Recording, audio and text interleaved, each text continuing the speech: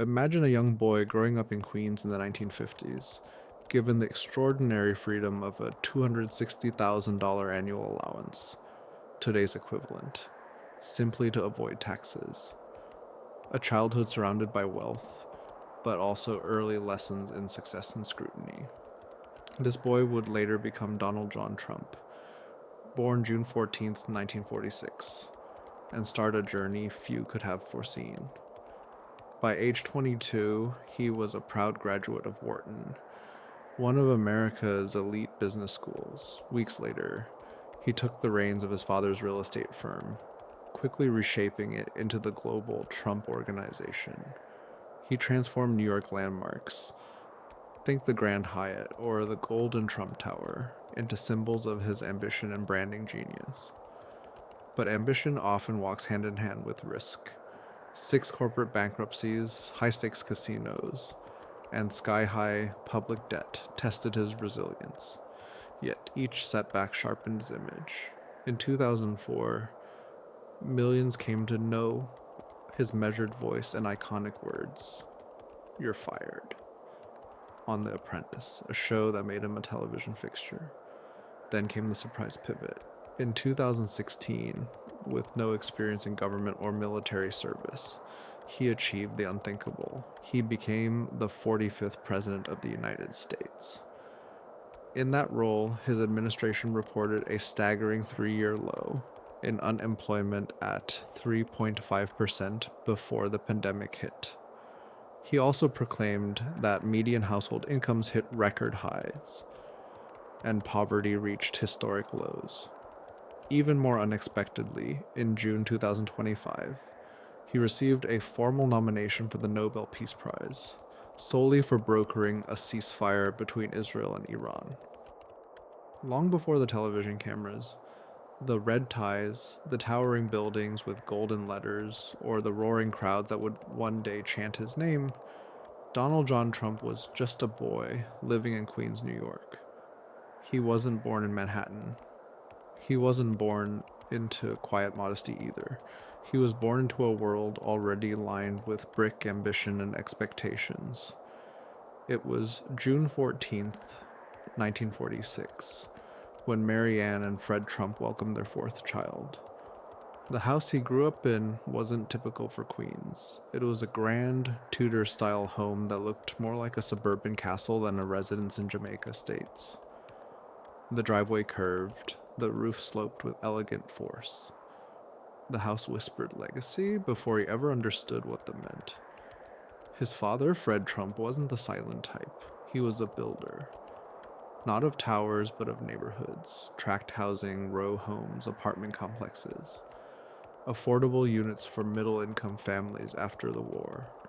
Fred had built his fortune, brick by brick, government contract by contract, and his name carried quiet weight in local real estate circles. But he wasn't just building houses. He was building a model, one he expected his children to follow. From a young age, Donald wasn't like his siblings. He was louder, bolder, prone to argument, prone to challenge. His older brother, Fred Jr., was more easygoing, more agreeable, qualities that didn't always sit well with their father. Donald noticed that. He watched how approval worked in the Trump household. Fred Sr. admired toughness. He admired winners. He didn't praise softness. He praised control. At school, Donald started to clash with teachers. Stories later recalled that he was energetic, headstrong, and unruly. By the time he was 13, after a few too many incidents involving mischief, confrontations, and what his parents called behavior problems, Donald was sent away. Not to reform school, but to military school, specifically the New York Military Academy, about an hour north of the city. This move would shape him. At Niamey, he wore a uniform. He woke up at 5:30 a.m. He marched. He drilled. He followed orders. But he also rose in the ranks. He became a student leader, a captain, a figure of discipline. For the first time, he experienced what it meant to channel defiance into direction. The strictness didn't tame him. It taught him how to use structure to get ahead, how to win within a system without letting the system define him. He later said that military school was where he learned to take control, to assert dominance, to not be intimidated. And in that environment, competitive, rigid, performance driven, he thrived. Some classmates remembered him as brash. Others said he was just unusually confident for a teenager, but almost all remembered that he didn't blend in. He stood out. He always stood out. After graduating from YMA in 1964, Donald did something unexpected. He enrolled at Fordham University in the Bronx, but after just 2 years, he transferred to the Wharton School at the University of Pennsylvania. Why Wharton? Because at the time, Wharton was one of the only schools in America offering a specialized undergraduate degree in real estate, and Donald from the beginning had real estate in his veins. At Wharton, he didn't make headlines. He didn't lead protests. He didn't become class president. But he studied markets. He studied property. He studied success. He also commuted back to New York on weekends, shadowing his father at development sites. It wasn't the typical college experience, but Donald wasn't aiming to be typical. He was aiming to take what his father had built and multiply it. Even then, he was talking big. One classmate recalled that Trump said he wanted to be the king of New York real estate. He wasn't interested in modest apartments. He wanted skyscrapers, hotels, casinos, landmarks, visibility. By the time he graduated in 1968 with a degree in economics, the world was shifting. The Vietnam War loomed. Civil unrest was growing. New York was in the early stages of urban decay. But Donald Trump was focused on strategy. His draft number came up, but he received a series of student and medical deferments, controversial to some, unremarkable to others. He didn't go to Vietnam. He went back to Queens. He rejoined his father at Trump management. But Donald didn't want to build in Brooklyn or Queens. He didn't want low-income housing contracts or outer borough properties. He wanted Manhattan, the skyline, the spotlight, the center of attention. And that decision, bold, risky, almost reckless, set him on the path that would define the next 5 decades of his life. But it began with a boy in a castle-shaped house in Queens, with a military cadet who liked to lead more than follow, with a student who studied real estate not to learn rules, but to figure out how to rewrite them. It's easy to talk about Donald Trump as the mogul, the candidate, the president. But long before the rallies and controversies, before the deals and bankruptcies, there is a child shaped by a strict father, a military school uniform, and an unusual sense of certainty. Not everyone believed in him, but he always believed in himself, and perhaps that's the most consistent thread in his story. An unwavering confidence that began not in the spotlight, but in the quiet halls of a large house in Queens, where the foundations of ambition were laid, long before the towers ever rose. Long before The Apprentice, before The Gold Ties, and long before Trump Tower carved its name into the New York skyline, there was a young man ready to take his inherited ambition from Queens to the grand stage of Manhattan. The foundations of his rise were laid not in boardrooms or press conferences, but in the concrete and steel of the city that never sleeps. It was the late 1970s, and New York City teetered in decline. High crime rates, urban blight, and economic turmoil had painted the city in shades of unease and uncertainty. Yet amid this unrest stood the aging Commodore Hotel, located right next to Grand Central Terminal, a grand old dame of hospitality that once hosted railroad kings, but now looked desperate and forgotten. To many it was a liability. To Donald Trump, then only 29, it was a canvas begging to be reclaimed. He secured an option on the Commodore for a relatively small sum, partnered with Hyatt, and arranged a 40-year tax abatement from the city. The project was financed largely through borrowed funds, but more importantly, it was sold as a symbol of economic renewal. It wasn't just renovation, it was repositioning a narrative. From city decay, to urban comeback, from a tired relic to a beacon of potential. When it reopened in 1980 as the Grand Hyatt, it wasn't just a building, it was a statement. A forgotten hotel had become a crown jewel. The city took note, the press took note, and for the first time the world noticed Donald Trump. He had transformed a failing property into a symbol, not just of architectural revival, but of audacious vision. It showed that he could think bigger, faster, and with more impact than most in his generation. And crucially, it showed that he could negotiate not just with banks and partners, but with the city itself. Fresh from the success of the Grand Hyatt, Trump set his sights on something even more iconic: Fifth Avenue. Construction began on Trump Tower in 1979, and from the beginning, it was clear this wasn't going to be just another office building. It was a palace of mirrors, steel, and gold, 70 stories of ambition, capped with penthouses and wrapped in reflective glass, anchored by a 5-story atrium filled with marble floors, a cascading waterfall, and luxury retail.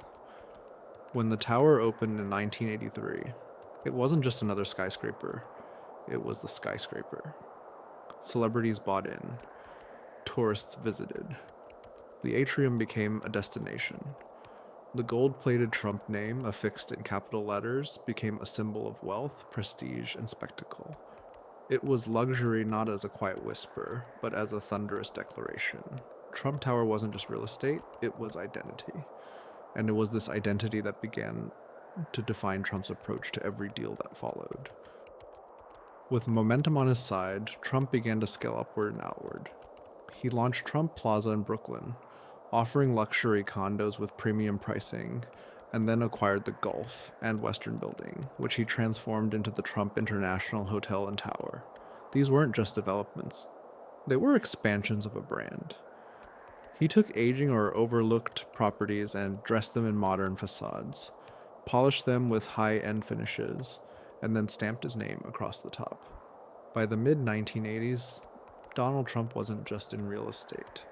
He was in the business of elevation, not just raising buildings, but raising perceptions. He wasn't selling condos. He was selling status. But the risks of this style, this constant push for bigger, flashier, faster, came with a price.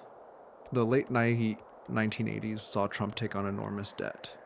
He borrowed heavily to finance expansions, including the Plaza Hotel, which he acquired in 1988. But the market shifted.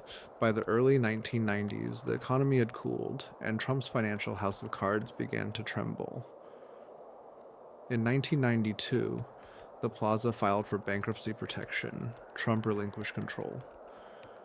Other properties followed a similar path. At one point, he faced just over $3 billion in outstanding debt. The press labeled him over-leveraged. Critics called him reckless.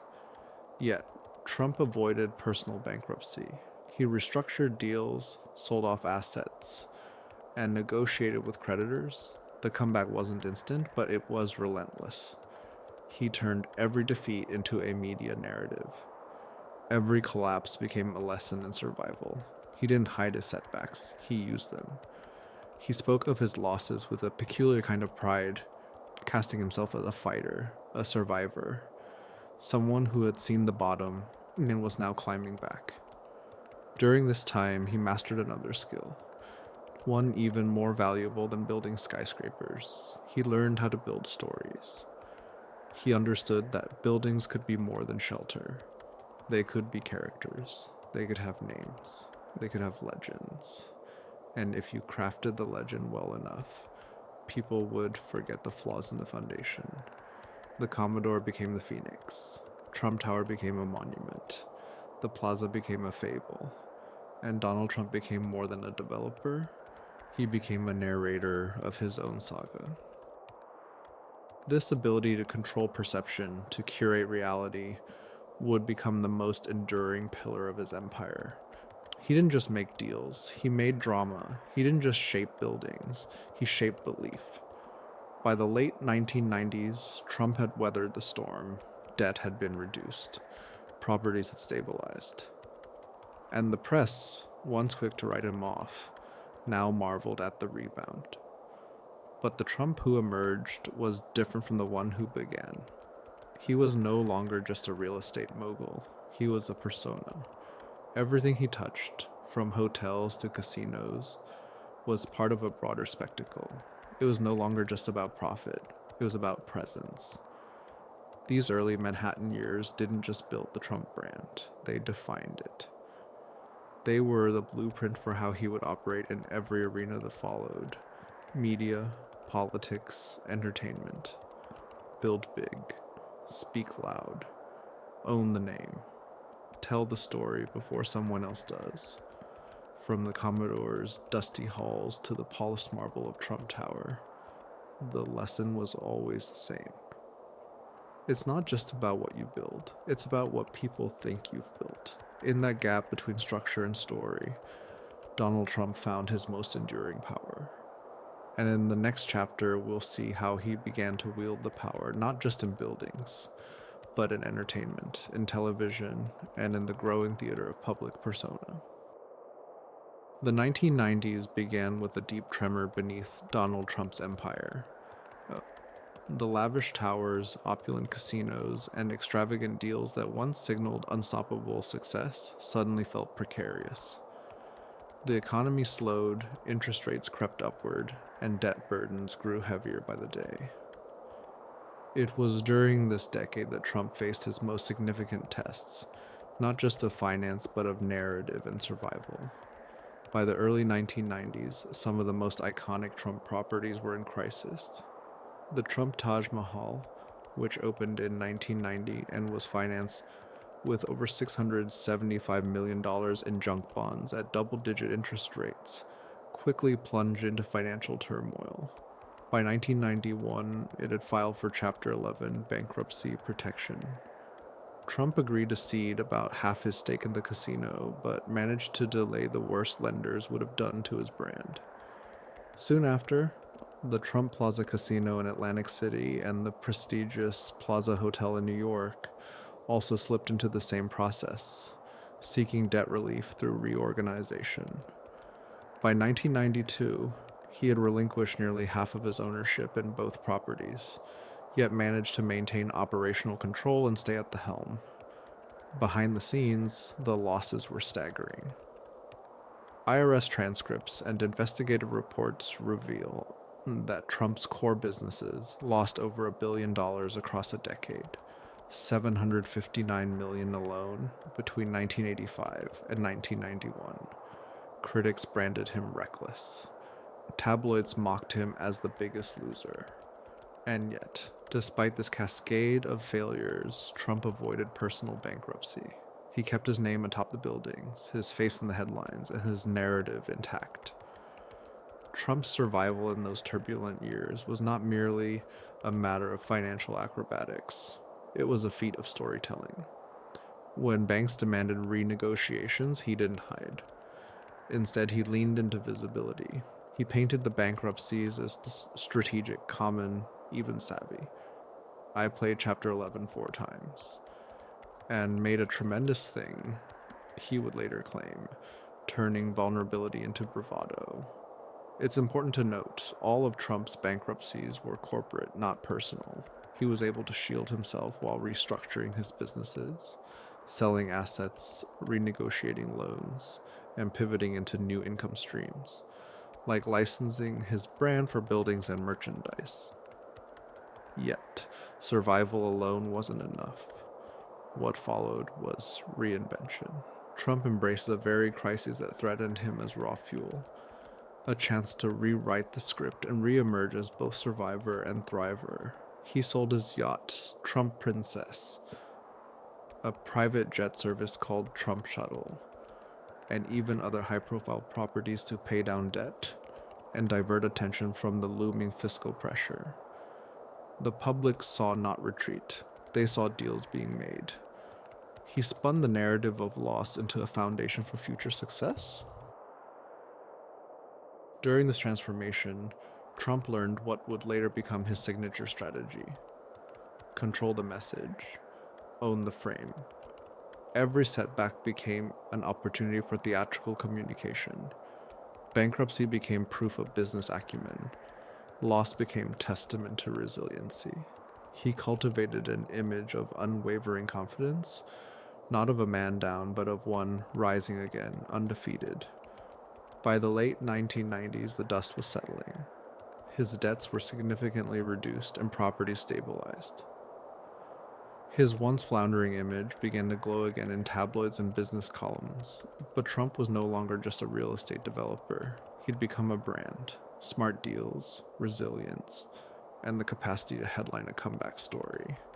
That was the asset he now sold, alongside the steel and stone of his buildings. This period was a masterclass in crisis as opportunity. Trump understood that modern power was not just about physical assets, but narrative influence. He knew how to sow doubt and then step forward to claim victory. Through it, he laid the groundwork for his next evolution, using his persona as a platform in entertainment and media. And as the 2000s dawned, Trump wasn't only preparing for new businesses, he was preparing for a broader stage, one that would span television screens, political rallies, and global headlines. His 1990s trials weren't just survived, they were used. They became narrative armor. So if the 1980s built his towers and the 1990s nearly tore them down, it was the way he rebuilt them, publicly, defiantly, narratively, that truly defined him. Trump didn't just endure adversity, he turned it into momentum. And that momentum was what would launch him into stardom, and eventually onto the political platform he had only begun to sense. When The Apprentice premiered in January 2004, few realized it would reshape television, and eventually American politics. Over 14 seasons, this reality competition didn't just showcase contestants. It showcased Donald Trump as America's boss. Every boardroom showdown, trademark phrase, "you're fired," and dramatic flourish wasn't just entertainment, it was an act of persona building, a careful performance staged for the camera and replicated in the political arena. From the outset, the show cultivated Trump's image as a decisive dealmaker, a savvy business mind, and a mentor with gravitas. Viewers saw him evaluating contestants in high-pressure challenges, sporting impeccable suits while dispensing advice like life lessons. Each episode reinforced a familiar narrative. Trump works hard, thinks big, and sees value where others don't. The result wasn't just fame, it was parasocial connection. Viewers felt as though they knew him. According to research, these one-sided relationships significantly increased voter trust, planting seeds that would later bloom in the 2016 campaign. For millions of viewers, Trump wasn't just a character on TV, he became a presence. Predictable, reliable, powerful. Participants described him as a benevolent patriarch, despite the clipped dismissals and sharp critiques. In interviews, former contestants spoke of Trump as a godlike character, an aspirational figure for middle America. And even in areas where the show underperformed electorally, regions with higher exposure to The Apprentice had higher Trump vote shares in the 2016 primaries, proof that familiarity and trust translate into political currency. Behind the scenes, Trump mastered the art of reality production. He learned how to command presence, throttle narratives, and stay on message. The show's editing erased context. It sanitized controversies, amplified strengths, and crafted a single-minded image of competency. Producers admitted that much of Trump's off-camera chaos never made air. Only the polished, confident figure did. That curated persona would become crucial when he moved into the public square of politics. Advertising and product placement turned The Apprentice into a profit engine and a branding machine. Trump earned millions per episode, with sponsors like Burger King, GMC, and Unilever buying airtime and legitimacy. Every show was a platform, every episode a press release. With ad revenue and brand deals rolling in, Trump realized that fame wasn't just exposure, it was currency. But the key legacy of The Apprentice wasn't profits. It was the transformation of Donald Trump into a political persona. His televised style carried into his campaign. Sound bites, repetition, theatrical moments. In debates, rallies, and speeches, he performed a role that viewers had absorbed for over a decade. He had become practiced at staging spectacle, and the American electorate had learned to expect it. This carried through 2016. Surveys show that parasocial bonds formed through. The Apprentice predicted voting behavior. People who felt connected to the TV Trump were more likely to believe the promises, excuse his controversies, and actually vote for him, even if they weren't typical Republican voters. In essence, The Apprentice laid the psychological groundwork for his entry into politics. Viewers trusted him as they trust the fictional boss they had watched for years. But The Apprentice wasn't without its shadows. Former NBC executives later expressed regret for turning Trump into a polished star, calling the show a monster that fostered his political rise. And contestants, journalists, and psychologists revealed that much off-camera behavior had been edited out. Harassing remarks, sexist jokes, unpredictable aggression, all smoothed over to maintain his on-screen persona. Even so, those polished highlights stick in the public's memory. Trump appeared calm, rich, strategic, and when compared to the messy world of politics, his reality TV persona seemed easier to parse and more compelling to many. The numbers speak volumes. Near peak viewership of The Apprentice reached 20 million, granting Trump more media influence than any typical politician. One study notes he outspent Hillary Clinton in free media by nearly $1.2 billion during the 2016 cycle, thanks largely to his cultivated visibility. The Apprentice perfected the art of parasocial politics. Audiences didn't just see Trump, they felt they knew him. That feeling turned into votes. As Trump once bragged in negotiations with NBC, he sought a salary of $6 million an episode, proof that he understood the value of his image in dollars and in influence. Beyond contracts and cash, he was negotiating perception, a currency that soon paid out political dividends. By 2015, the political landscape was primed. A candidate who spoke like reality TV, performed for the camera, and offered drama over policy fit the cultural moment. Trump seized it, offering a show with his name on it, where he controlled the set, the lines, and the audience. The shift from boardroom to campaign stage wasn't abrupt. It was preordained by a decade of televised persona crafting and audience shaping. In retrospect, The Apprentice wasn't just a reality competition, it was a political training ground. Every handshake, critique, boardroom, walking out moment taught Trump how to perform leadership on a national stage. Each viewer who tuned in the same way they watched a celebrity, they weren't just entertained, they were prepped. By the time Trump stepped onto the debate stage in 2015, the lines were pre-written in long TV rehearsals. He knew how to dominate airtime. He knew how to generate headlines. He knew how to keep the story centered on him. The toolset he wielded came from entertainment. The Apprentice gave him the script, the stagecraft, and the following. Politics gave him the platform to deliver it. How Trump's 2016 campaign defied logic, broke the rules, and rewrote political expectations. He descended the golden escalator in June 2015, surrounded by soft lighting, mirrored walls, and the echo of cameras clicking from every angle. It wasn't just a campaign launch. It was a moment designed to be remembered. Donald Trump, real estate tycoon and television personality, stood at the base of Trump Tower and declared his candidacy for President of the United States. Most people didn't take it seriously. Some laughed, others rolled their eyes.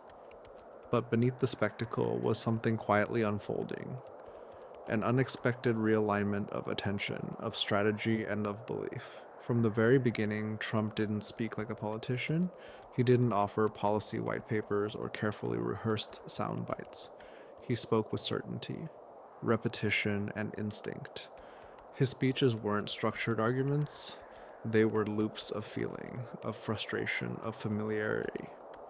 He talked about trade, immigration, and borders. But more than anything, he talked about America being great again, as if it once was and somehow had been stolen in the night. To his critics, he sounded reckless. To his supporters, he sounded real. The media couldn't look away. Every sentence, no matter how controversial, became a headline. Every insult, every slogan, every moment of conflict fed the news cycle. While other candidates spent millions on advertising, Trump's visibility came largely for free. He understood what the cameras needed: outrage, unpredictability, and momentum, and he delivered. Over and over. His rallies were less about persuasion and more about energy. They weren't quiet town halls. They were crowded arenas, chanting slogans, wearing red hats, waving signs, and echoing his every word. Build the wall. Lock her up. Drain the swamp. These weren't just lines, they were rhythms. Emotional instruments played night after night to the same growing audience. Pundits insisted it couldn't last. They cited polling models, historical precedents, and political science. They pointed to his lack of experience, his unfiltered rhetoric, and his unwillingness to conform. But what they missed was that Trump wasn't appealing to logic. He was tapping into a feeling, a sense of being forgotten, of being ignored, of being tired, of being told how things should be by people who seem very far away. He wasn't offering complexity. He was offering simplicity. In a world full of gray, he painted in black and white. His opponents underestimated him. Again and again. During the Republican primaries, seasoned politicians, Jeb Bush, Marco Rubio, Ted Cruz, struggled to compete with someone who didn't follow the rules of debate or decorum. He gave them nicknames. He interrupted. He made jokes. And while many called it childish, others saw it as a kind of strength. Not because it was noble, but because it was bold. When he secured the Republican nomination, the political world seemed stunned. But that was only the beginning. The general election brought a new opponent, Hillary Clinton, a former First Lady, Senator, Secretary of State, someone with decades of experience and a massive political machine behind her. Almost every media outlet predicted she would win. Almost every expert echoed the same confidence. And almost every poll suggested a clear path to victory. But Trump's campaign didn't play by traditional rules. While Clinton focused on turn-up models and battleground states, Trump relied heavily on instinct, digital reach, and constant visibility. His Twitter account became a political weapon, instant, unfiltered, and widely shared. While Clinton released policy PDFs, Trump tweeted in all caps. His critics argued he was unfit, that he lacked discipline, knowledge, or temperament. But for millions of voters, that was the point. They weren't looking for a professor-in-chief. They were looking for someone who would disrupt the system, even if it meant breaking it along the way. On November 8th, 2016, the results came in, slowly, state by state. Florida, Ohio, Pennsylvania, Wisconsin. As the map turned red, disbelief spread across newsrooms and social media. It wasn't supposed to happen, but it had. Donald J. Trump had been elected the 45th president of the United States. It shocked the world. The victory wasn't just political, it was psychological. It defied polling, precedent, and prediction. It shattered the belief that certain outcomes were inevitable. And it proved, in a way that few expected, that emotion, when channeled effectively, can be more powerful than reason. Historians will debate how it happened for decades. Some will point to economic anxiety. others to cultural division. Some will blame misinformation, others will credit charisma. But whatever the cause, the result was clear. A man who had never held public office had just pulled off one of the greatest political upsets in modern American history. It's easy to reduce it to a fluke, to say it was just timing or luck or anger, but it was more than that. It was a moment that revealed something about America, about the cracks in its institutions, the hunger in its people, and the power of a message, however imperfect. That said, I hear you. And whether you agreed with him or not, whether you celebrated or mourned that night, there was no denying that something had changed. The rules of the game, the shape of the conversation, the expectations of what a campaign could be. Donald Trump didn't just win an election, he rewrote the playbook. Not with polish, but with presence. Not with plans, but with passion. Not with tradition, but with television. And in doing so, he became a mirror, not just of politics, but of something deeper, a culture, a mood, a shift. In the end, the 2016 campaign wasn't about being perfect, it was about being impossible to ignore. He announced his candidacy in June of 2015, stepping off Trump Tower's golden escalator with theatrical purpose, his entrance already engineered to overshadow every conventional political announcement.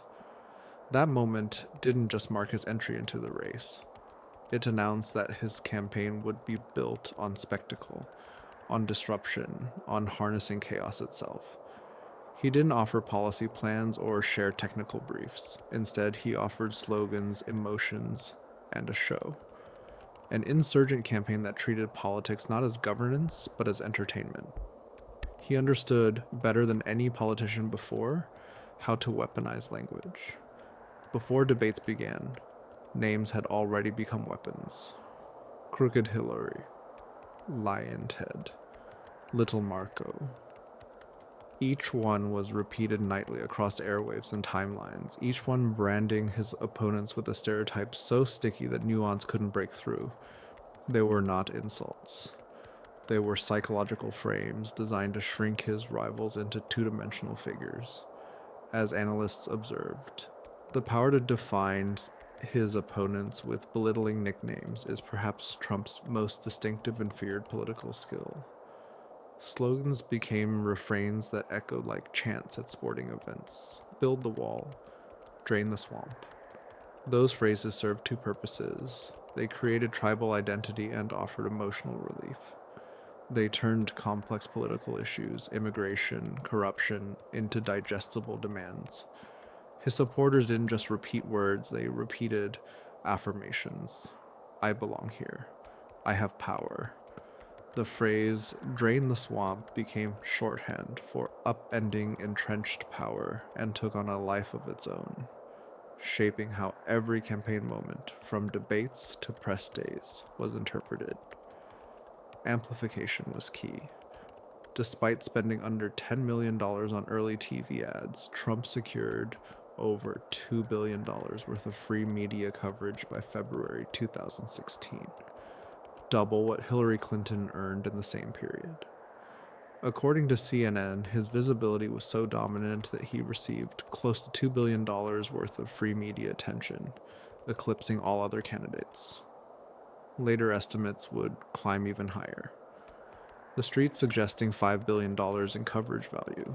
The result wasn't luck. It was a campaign built to commandeer the news cycle. Media outlets themselves acknowledged the dynamic. NBC's late-night anchor moved broadcast to Trump Tower to chase the story, and even outlets that had underestimated him, Nate Silver, Nate Cohn, later confessed they had been wrong.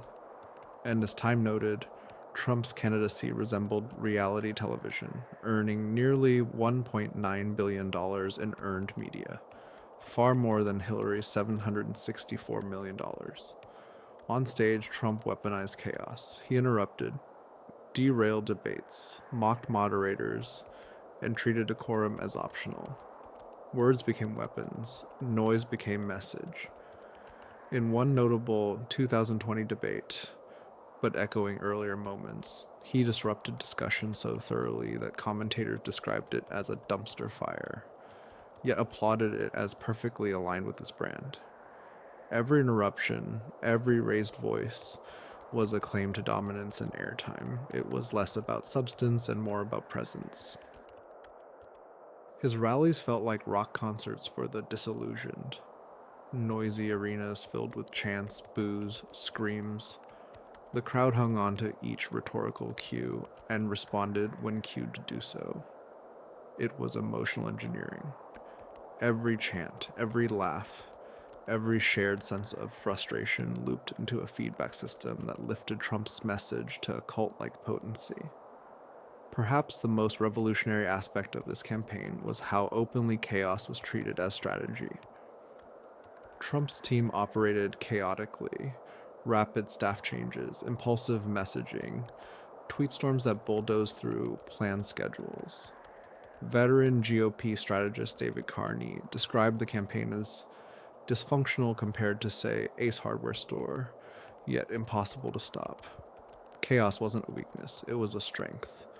Twitter became his primary megaphone. He tweeted directly to millions, bypassing media filters.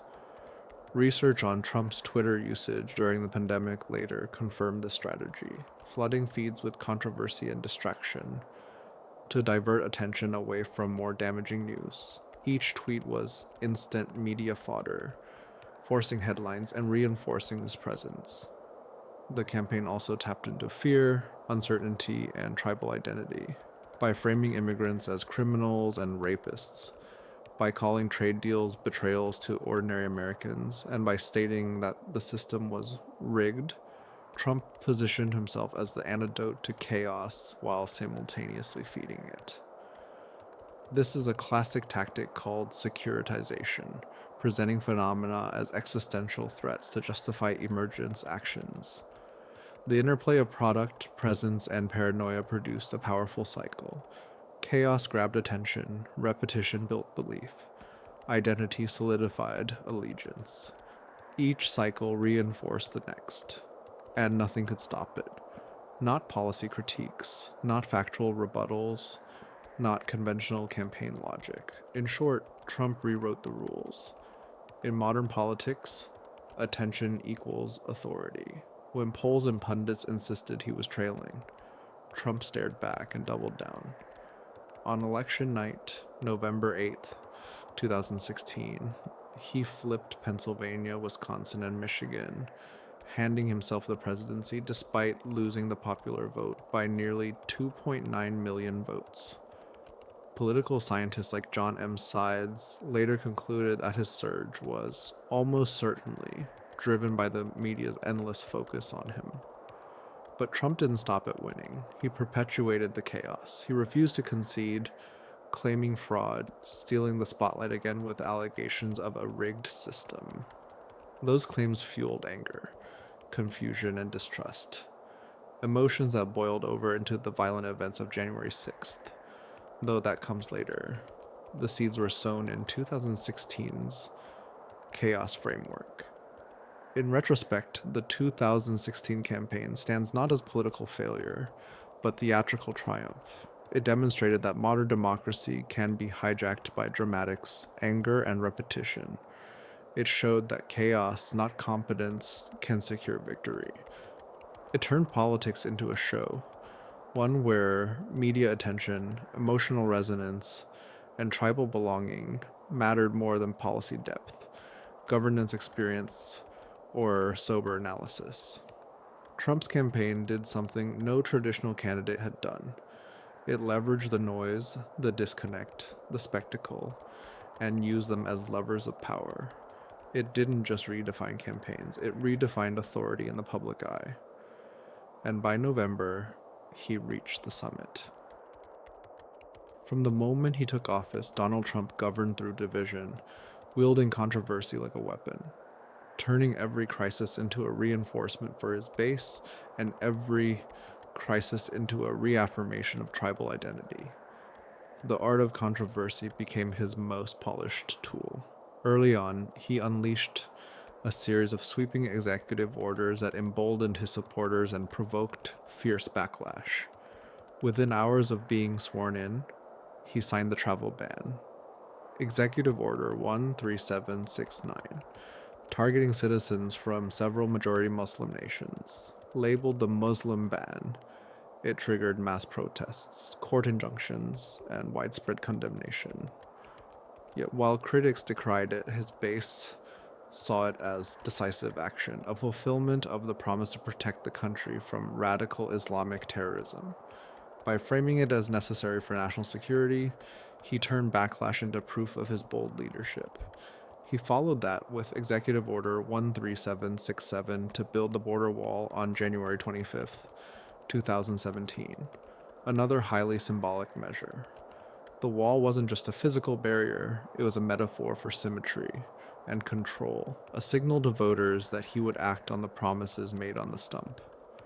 When he ordered zero-tolerance immigration enforcement and carried out controversial family separations, he again sparked outrage, but intensified loyalty among those who saw the move as a necessary deterrent.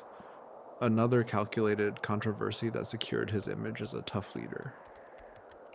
In 2025, he amplified this style with symbolic gestures like the Alligator Alcatraz detention site tour.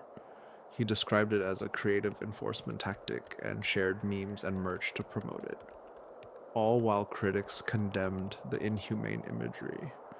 Rather than diminishing his support, these acts intensified it, energizing the segment of voters who valued toughness and spectacle. On rhetoric, Trump excelled in constructing an ongoing they versus us narrative. He derided media outlets as fake news, calling them enemies of the people and reporters, the lowest form of humanity. Each media expose or fact check was reframed as proof of bias against him, fueling his base's distrust and increasing solidarity among supporters.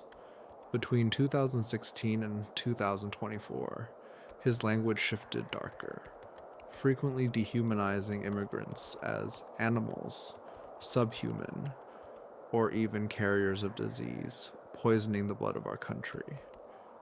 These phrases drew condemnation as echoes of white supremacist propaganda, but among his supporters they echoed cultural fears, reinforcing tribal lines.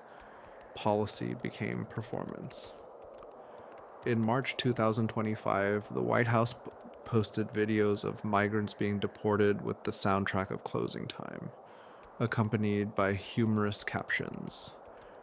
The videos drew accusations of cruelty, but were clearly intended as red meat for Trump's base, reinforcing that his policies were bold and unapologetic.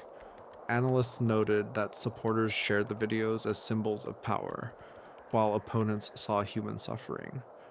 Another illustration of how crises and controversy weren't mistakes, but strategic assets. This tactic, turning resonance into repetition, had psychological roots. He simplified issues down to emotional triggers: crime, disease, invasion, betrayal. Experts call this securitization, casting opponents or immigrants as existential threats that justify decisive and divisive responses. Each executive order or viral video became confirmation of an embattled worldview. They were coming for you. He was standing guard. Remarkably, the more critics denounced his actions, the more the actions strengthened his base. Polling in early 2025 continued to show approval rising among core supporters, even as the national disapproval hovered around 57%.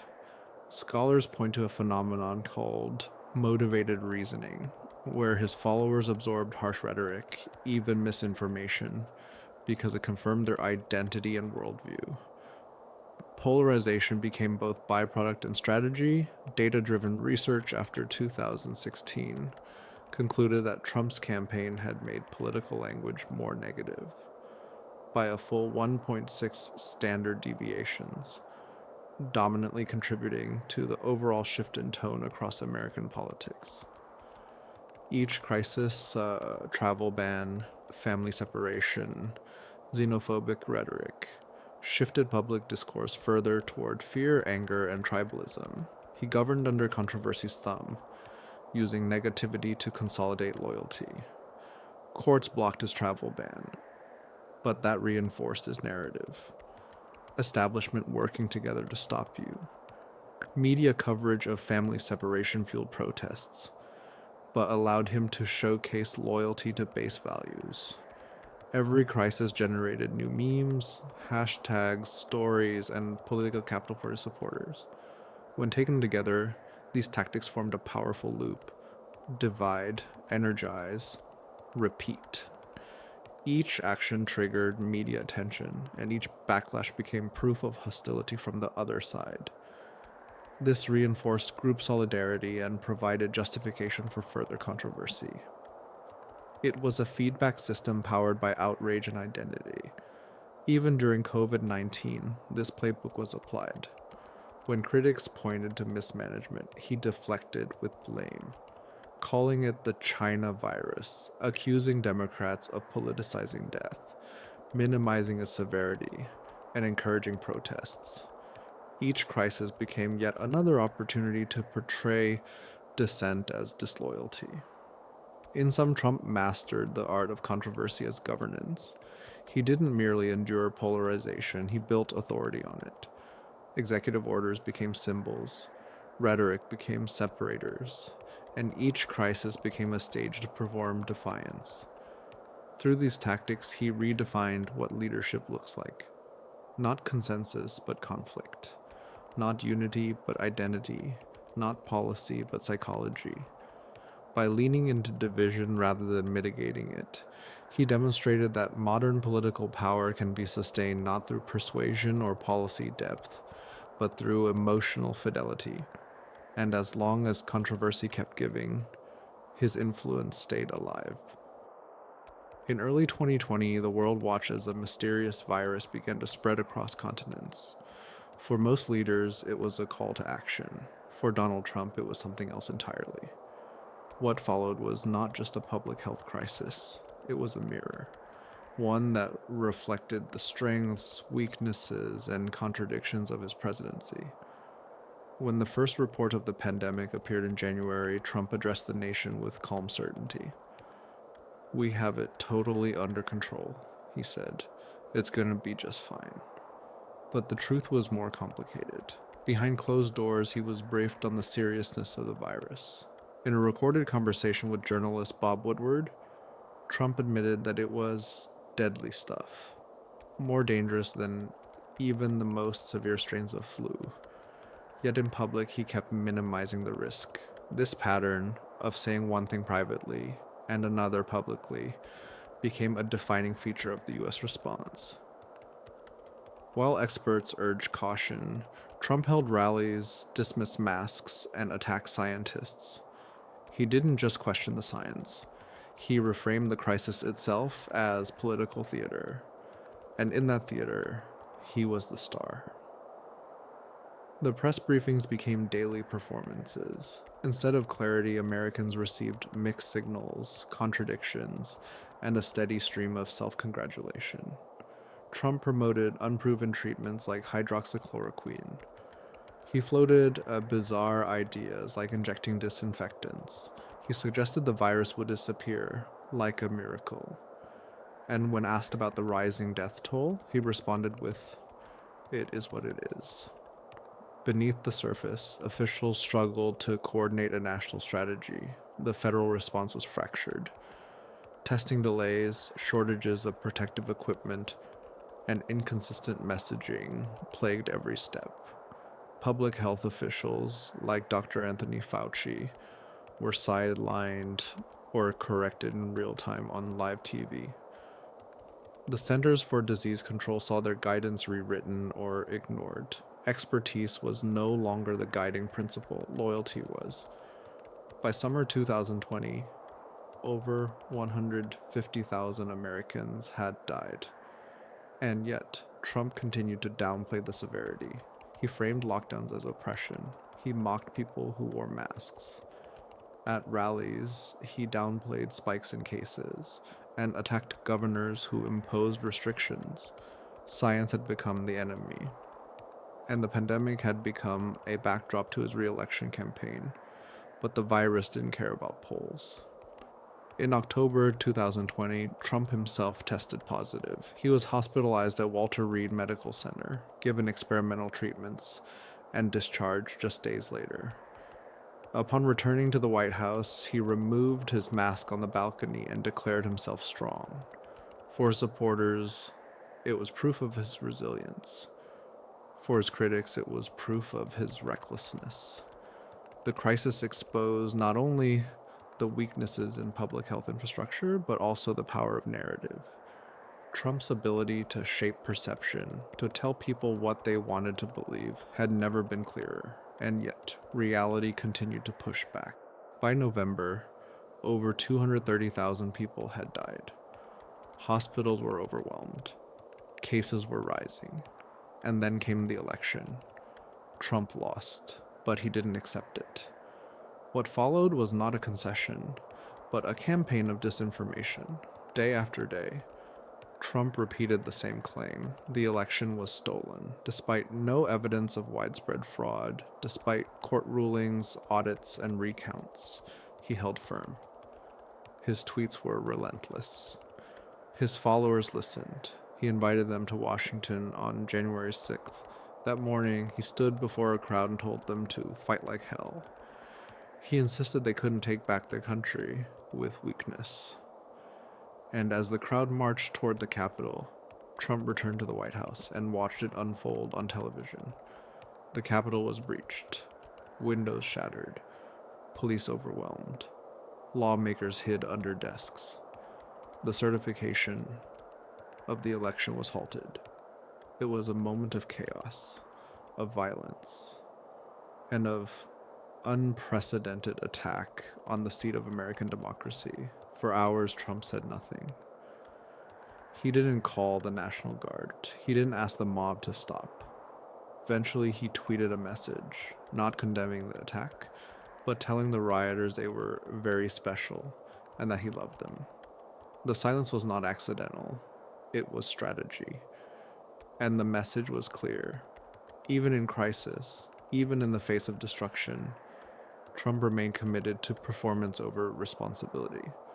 5 people died, dozens were injured. The Capitol was scarred, physically and symbolically, and yet Trump refused to accept any role in what had happened. In the weeks that followed, he was impeached for a second time, the only president in history to be impeached twice.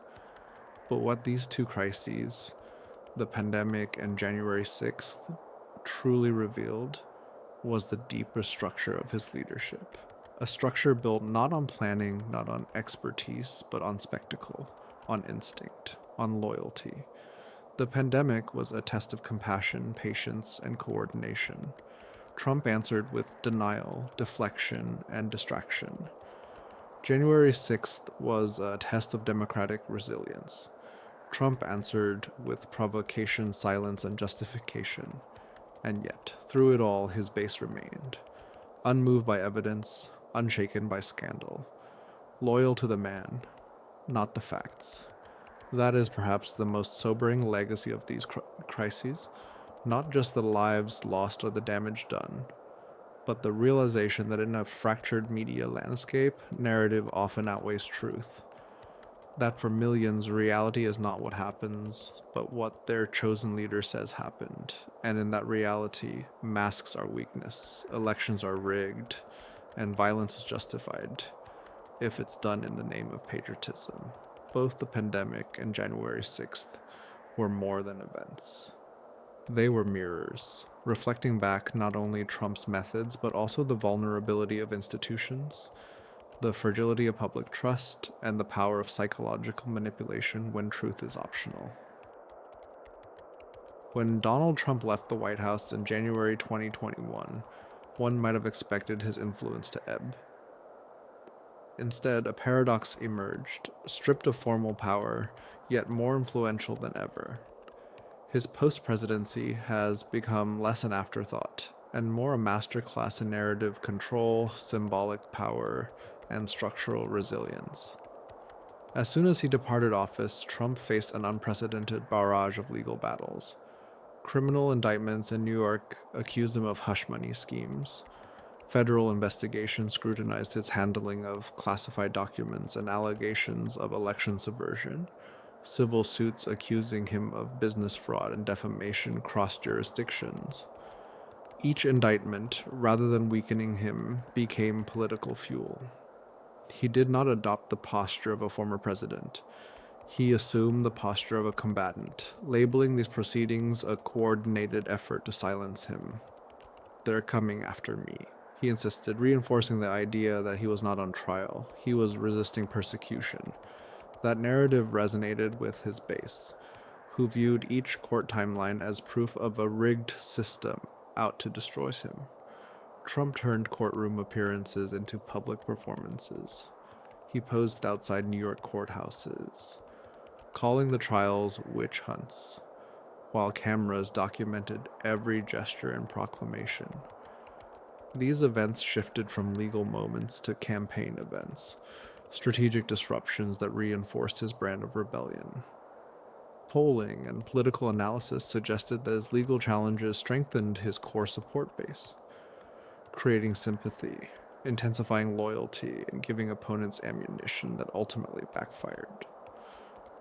Vox noted that the prosecutions may have backfired, emboldening Trump and driving his support higher. Expelled from mainstream social media in early 2021, Trump refused to vanish. He built his own digital fortress, Truth Social, a platform launched in 2022. By early 2025, the app claimed over 6 million monthly users, a niche yet powerful community rallying around his voice. Branded as an uncensored outlet, partisan critics call it an echo chamber, and supporters see it as liberation from tech giants' censorship. Though plagued by financial losses, some estimates cite over $400 million. Its symbolic value, not profitability, drives its existence.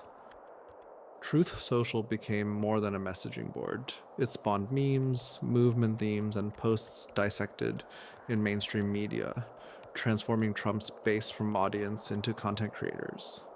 It also spawned a secondary ecosystem. Alt-tech voices like Getter, Rumble, and various conservative podcasts further echo the narrative. In Trump's media reality, fact-checkers are adversaries, not watchdogs. Mainstream media are the opposition. Every post is a calculated strike in a digital war of ideas. Meanwhile, Trump refashioned rallies into ritual. He hit the road in campaign-style events, without the responsibilities of office, free to rehearse political spectacle. Live audiences chanted, flags waved, and billboards of a charismatic defiance painted the sky. These gatherings served multiple aims, reaffirming loyalty, raising funds, staying front-page relevant, and creating cover photos for his social content machine. News outlets reported that counter-protests, including groups like 50,501, underscore the friction his rallies generate.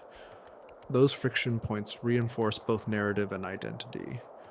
He is the populist hero against institutional adversaries. At the core of his strategy lies victimhood as armor and weapon. Every legal appearance becomes evidence of persecution. Every headline turns into confirmation of censorship. His base does not interpret negative coverage as critique. They see it as proof. That is his genius, transforming adversity into advantage. When you're persecuted by the press, that validates your importance, Trump noted during a public statement. It shows you're changing the game. During 2024, another front in the narrative battle opened with Project 2025. Spearheaded by conservative think tanks and trusted advisors, the plan laid out a blueprint for restoring policy priorities, institutional power, and executive control in Trump's potential second term. Though he initially distanced himself publicly, every policy move, executive orders on media regulation, personnel purges, and agency restructuring, closely mirrored Project 2025 priorities. It signaled a shift from protest to prep. Eruptions of defiance meshed with concrete plans for governance. Trump also learned to wield digital influencers as weapons. He appeared on podcasts with audiences of millions, some conservative, others more mainstream, letting him reach younger or less politically invested audiences. Wired analyzed how his podcasts blend entertainment and political messaging, allowing him to appear approachable while amplifying his own narrative. These outlets serve as informal talking points for his base, and case studies for opponents analyzing his communication strategy. Moreover, Trump became a mythic symbol rather than just a man. He is no longer measured solely by policy or polling, but by identity, the embodiment of resistance. MAGA hats, charters, chants, and social media handles all reinforce the mythos. For followers, supporting Trump is equated with maintaining cultural defiance. Loyalty isn't just to a politician. It's toward a persona who represented collective grievances and answered with certainty. In effect, Trump became a movement more than a man. Globally, echoes of his influence resonate too. Governments in Brazil, Hungary, Poland, and elsewhere draw inspiration from his posture. The Trumpian style, nationalist rhetoric, populist economic protectionism, skepticism toward traditional institutions, reshaped discourse in capitals around the world. And yet, across this audacious rise, some fundamental tensions loom. Truth social's financial instability, mainstream outlets grappling with legal exposure, protest groups demonstrating ongoing resistance, legal uncertainty. Some campaign donors have quietly asked whether continued investment in Trump's platforms is strategically viable. But within that tension lies the paradox. His influence remains durable, perhaps because it thrives on resistance. Even when facing legal matters, financial losses, or media scrutiny, the narrative shifts. Trump is more powerful in opposition, more visible in crisis, more essential in chaos. Power for Trump is no longer measured by executive actions. It is measured by audience, influence, and duration. His true base transcends polling numbers. It lives in sustained emotion. He has built an architecture of influence, legal drama, alternative media, live spectacle, influencer reach, mythic symbolism, and policy infrastructure. These pillars underpin his post-presidency. To call him merely former president misses the point. His post-presidency isn't a period of decline, it is a transformation. From institution holder to narrative arbiter. From commander-in-chief to movement icon. From policymaker to symbol maker. When modern influence is defined by storylines, not positions, platforms, not office, and symbols, not authority, Trump's post-presidency becomes a case study in how power works today. We are witnessing not the decline of a former president, but the reinvention of a cultural juggernaut. Donald Trump didn't simply become a political phenomenon. He engineered one, using communication as both architecture and weapon. To understand his extraordinary impact, we must unpack the tactical anatomy of his influence. Simplified messaging, relentless repetition, emotionally charged language, mirroring techniques, anchoring, and polarization. These aren't random ploys. They form a deliberate, interconnected system that bends public perception and consolidates control. From the outset, Trump mastered simplicity. His slogans, "Make America Great Again," "Drain the Swamp," "Build the Wall," aren't elaborate policy proposals. They are emotionally potent mantras, easy to remember and even easier to chant. Linguists observe that these phrases function as open signifiers, flexible enough for different audiences to project their own concerns and hopes. In a landscape cluttered with technical detail, he offered clarity. One idea. Emotionally charged, mobilizing those who felt overlooked or unheard. This simplicity isn't laziness, it's strategic hardness. Coupled with that clarity is repetition, which turns messaging into mythology. From campaign events to social media, Trump repeats his slogans so relentlessly. They transcend words, they become identity. The technique is psychological. Repeated exposure increases acceptance, a cognitive bias known as the mere exposure effect.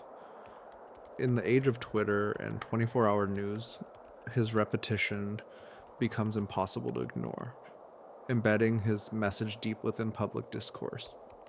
As critics point out, this fire hose of falsehood style, heavy volume, low regard for consistency or facts, floods every channel and overwhelms scrutiny. This blend, simple message, repeated constantly, is magnified by emotional language. Through his speeches, tweets, and interviews, Trump speaks directly to fears, hopes, grievances. Studies of his rhetoric show a calculated use of fear, anger, even humor, adding a visceral charge to each message. By framing opponents as crooked Hillary, fake news, or threatening invaders, he triggers emotional responses that bypass analytical thinking and activate group loyalty. Research in political communication shows that anger and rhetoric increases reliance on stereotypes and certainty in belief, traits useful in polarizing audiences. That emotional charge is further amplified by us versus them framing. Every message reinforces division. We versus the elites, us versus the media, our America versus their failures. Van Dyke's analysis shows how Trump systematically uses us group positivity and other group negativity, creating linguistic empathy for allies and disgust toward opponents. This psychological framing strengthens group cohesion and encourages in-group trust, anchoring his base in a collective identity that defines itself against outsiders. In rhetorical terms, Trump often uses the big lie and fire hose of falsehood tactics, vast repetition of falsehoods with confidence and without pause. The claim that the election was stolen, repeated again and again across multiple channels, didn't need evidence. It only needed saturation. Political psychologists affirm that constant exposure, regardless of truth, makes ideas feel true to listeners. Beyond speech, Trump uses mirroring and anchoring, techniques borrowed from behavioral psychology. He matches speech patterns, tone, and gestures to his audience, whether a rally crowd or a podcast host, creating subconscious familiarity and likability. He anchors emotional moments, such as reminding voters of economic hardship or media bias to sensory triggers like phrases, "We will win again," imagery, American flags, or gestures raised fists. These cues, repeated often, prime emotional responses, creating instant resonance. Communication experts note his adeptness at this. He can shift tone to match his interlocutor, building rapport and connection. Another tactic is vague, emotionally resonant branding, what scholars call open signifiers. Words like MAGA or Make America Great Again convey emotion more than meaning. That vagueness allows differing interpretations across subgroups. For workers disillusioned with economic decline, it means jobs. For cultural conservatives, it means national pride. For some elites, it represents power reclamation. This flexibility is profound. It lets diverse groups unite under a shared banner, without internal contradictions. Name-calling is another incredibly potent tool. From Crooked Hillary to Sleepy Joe, or fake news media, Trump uses pejorative nicknames to belittle opponents, stick memorable frames in public consciousness, and lower barriers to ridicule. Research confirms that these nicknames stick, even when critics oppose them, helping define the narrative framework. An analysis of 43,000 tweets found that name-calling was a consistent tactic that shaped public discourse. His communication is confrontational and populist, abrupt, direct, sometimes crude. That insider's tone cultivates authenticity. He's not polished, he's real. Reporters and analysts refer to this as gut punch populism, a blend of anger, brashness, and outsider defiance that's irresistible to disillusioned voters. His frequent insults, provocations, and threats serve not to alienate, but to energize, brandishing controversy as currency. All these elements, simplicity, repetition, emotional triggers, mirrored rapport, anchoring, open branding, name calling, confrontation, and populism, form an integrated influence engine. Each technique reinforces the others. His repeated messages stay simple and charged, anchored in emotional triggers, cast within divisive framing, amplified by controversy, and circulated by sympathetic media. This engine is optimized for mass influence and polarization, and it is effective. Research shows that adversarial political ads focusing on Trump often backfired, strengthening his base rather than weakening it. Even neutral exposure, tweets, memes, coverage, reinforced engagement. His effectiveness lies not just in his words, but in how the entire media ecosystem enacts those words. Why this works. In a media ecosystem fragmented across cable, social platforms, podcasts, and grassroots channels, simple emotional narratives spread quickly. Viewers learn not through rational debate, but via rhythm and repetition, expectation and outrage. Trump's tactics exploit modern media psychology. We respond to emotion more than reason, to repetition more than nuance, to identity more than policy. To demobilize or disarm such influence requires equally strategic communication, truth sandwiches, proactive messaging, pre-bunking false claims, and alternative framing. But none of these are magic, and many lag behind Trump's agility. That's why his methodology is not just potent, it's hard to counter. In dissecting Trump's anatomy of influence, we don't discover manipulation in moments. We uncover architecture. An architecture constructed from rhetorical bricks shaped by psychology, media engineering, and social resonance. And whether one admires or abhors his politics, there's no denying the structural brilliance behind his polarizing control. Today, as the nation reflects on power, truth, and identity, understanding Trump's tactics is not academic, it's urgent. Because whether or not Trump remains central, the tools he deployed, simplification, repetition, emotional framing, polarization, branding, and digital amplification, define what modern influence looks like, and that matters for us all. Before Donald J. Trump returned to the White House, he first returned to the road. His third presidential campaign began much like the previous ones. Stadiums filled with red hats, chants echoing through metal rafters, and a message carefully tailored to stir loyalty and confrontation. For many, it felt like unfinished business. For others, a storm circling back. But everything changed on a warm afternoon in July. On July 13th, 2024, in Butler, Pennsylvania, while delivering a speech outdoors to a crowd of supporters, shots rang out. A lone gunman perched on a nearby rooftop opened fire with a rifle. One spectator was killed instantly. 2 others were severely wounded, and Trump himself was grazed by a bullet that struck the upper part of his right ear. The Secret Service acted swiftly. The shooter, Thomas Matthew Crooks, just 20 years old, was taken down by a sniper. The images spread across the world in seconds. Trump, bleeding from the side of his face, lifted a clenched fist before being pulled away. To his base, it was not a moment of weakness. It was a moment of mythology. 4 days later, Trump returned to the stage, bandaged, defiant, and unwavering. They tried with lies, with trials, and now with bullets, he said. But we are still here, and we will never stop.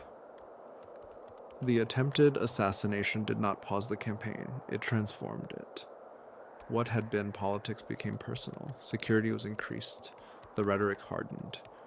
His presence, already symbolic, took on a weight few political figures have ever carried.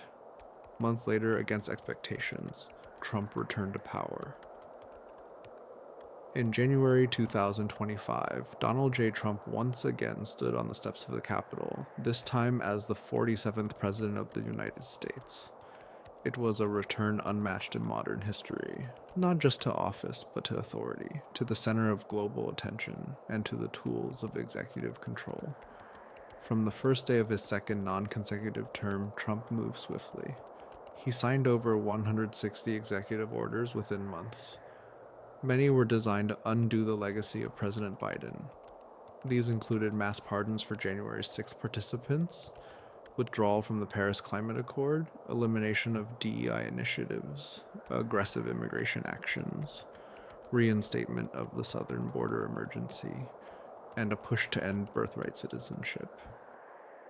He also created a new federal body, the Department of Government Efficiency, or DOGE, tasked with shrinking bureaucracy and cutting federal payroll.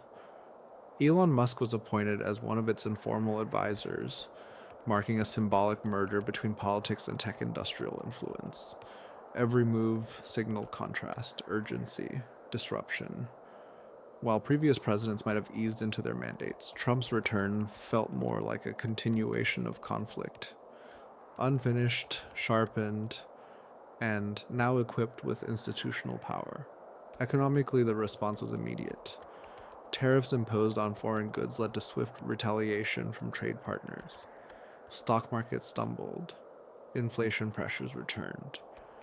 And yet, within Trump's support base, this volatility was reframed. Not as failure, but as proof of defiance. A necessary price to protect national industry, a struggle for sovereignty. On the international stage, unilateralism returned. In March, U.S. airstrikes targeted Houthi strongholds in Yemen. Critics condemned the lack of consultation. Veterans resigned. But by May, a U.S. brokered ceasefire was reached, hailed by Trump's team as evidence of power diplomacy. At the same time, tensions flared again in the Red Sea and Iran, reinforcing an image of strength over consensus, control over coalition. Back home, the rallies never stopped. Even as sitting president, Trump continued to hold mass events, now guarded with the layers of security following the assassination attempt. The tone was sharpened.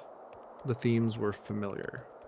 Faith, strength, loyalty, resentment, survival. Traditional press briefings faded. Instead, Truth Social and aligned platforms became the main channels for presidential communication. Conservative podcasts and independent media amplified his voice, creating an ecosystem where narrative spread faster than fact. Meanwhile, the courts pushed back. Several executive orders were temporarily blocked. The blanket pardon for January 6th, participants drew congressional scrutiny and ignited new waves of protests. Yet, none of this changed the momentum. Public opinion remained frozen in its familiar lines. Among his loyalists, Trump was the savior returned. Among his critics, the danger never resolved. For independent voters, the feeling was mixed.